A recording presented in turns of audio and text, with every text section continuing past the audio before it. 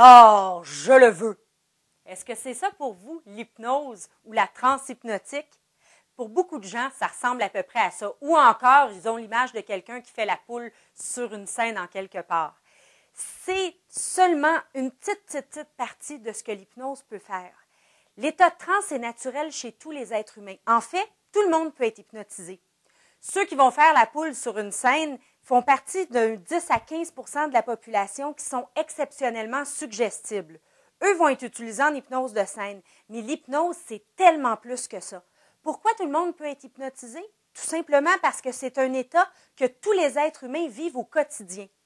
Ça vous est déjà arrivé de conduire puis de vous rendre compte que vous arrivez à destination alors que les 2 dernières heures sont disparues dans vos souvenirs?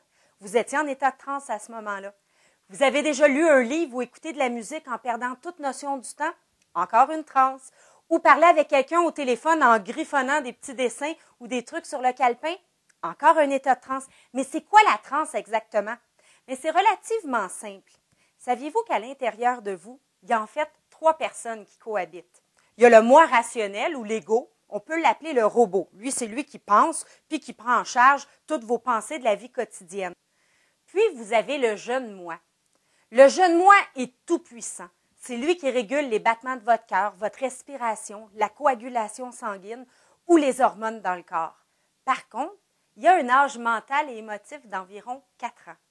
Ça fait en sorte que des fois, il ne comprend pas tout à fait bien des choses. Puis, il faut lui expliquer précisément. Mais comme on parle à un enfant de 4 ans, finalement, vous avez le grand moi, celui que les psychanalystes appellent l'observateur caché. C'est en quelque sorte l'étincelle de perfection en vous. Ces 3 personnes cohabitent ensemble.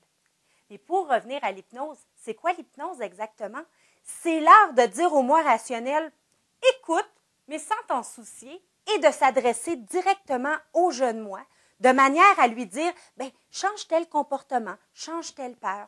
C'est pour ça que l'hypnose permet de traiter toute une panoplie de problèmes et de symptômes. Par exemple, si quelqu'un fume beaucoup la cigarette, on peut demander au jeune moi de faire cesser ce comportement-là parce qu'il n'est pas adéquat puis on n'en veut plus.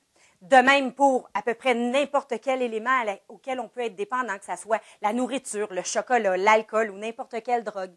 On peut parler au jeune moi pour lui dire d'enlever une allergie. Souvent, c'est une mauvaise compréhension de sa part d'une problématique. Ou encore de diminuer une angoisse ou une phobie. Le nombre d'utilisations possibles à l'hypnose est incroyable.